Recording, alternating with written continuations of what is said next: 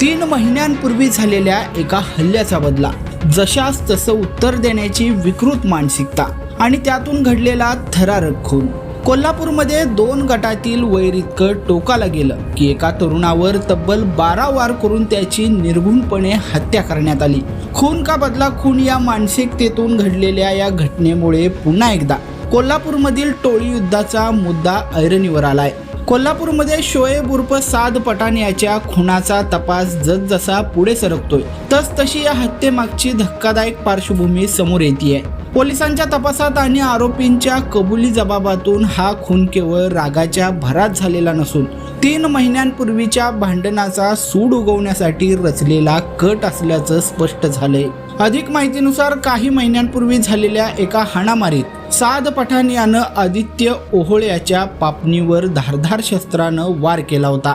त्या घटनेचा राग मनात धरून बसलेल्या आदित्य आणि त्याच्या साथीदारांनी बदला घेण्याचा निर्धार केला होता।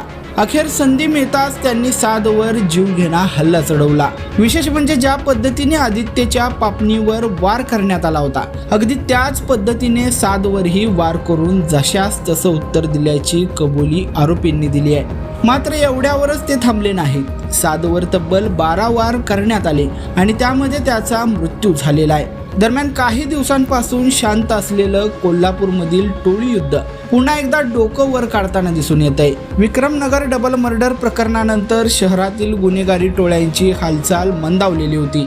मात्र आता नव्या टोळ्या आणि नव्या गटांची निर्मिती होत असल्याचं चित्र दिसून येत आहे।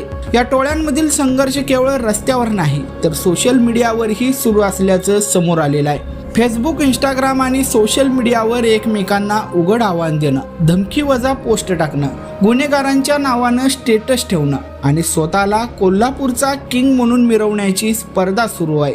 अनेक जण चित्रपटांमधील संवाद वापरत प्रतिस्पर्ध्यांना डिवचण्याचा प्रयत्न करतायत, तर काही जण मुक्काम पोस्ट, कळबा, कारागृह अशा शब्दात स्वतःची दहशत निर्माण करण्याचा प्रयत्न करत असल्याचंही आता समोर आलेलं आहे। साद पठाणच्या आयुष्याकडे पाहिल्यास एक वेगळीच कहाणी समोर येते। त्याचे वडील आणि मोठा भाऊ दोघेही रिक्षा व्यवसाय करून कुटुंबाचा उदरनिर्वाह करत होते।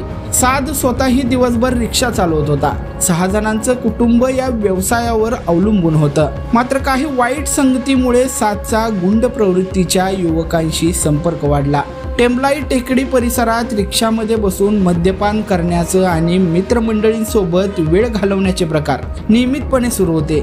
याच वर्तुळातील काही जणांनी त्याच्या हालचालींची माहिती प्रतिस्पर्धी गटाला दिल्याची चर्चा आता परिसरात रंगू लागली आहे। एका जुन्या भांडणातून सुरू झालेलं वैर अखेर एका तरुणाच्या जीवावर बेतलंय। सोशल मीडियावरील आवाहनं, टोळ्यांमधील वर्चस्वाची लढाई आणि सुडाच्या भावनेतून घडणारे गुन्हे समाजासाठी किती घातक ठरू शकतात याचंच हे आणखी एक उदाहरण आहे।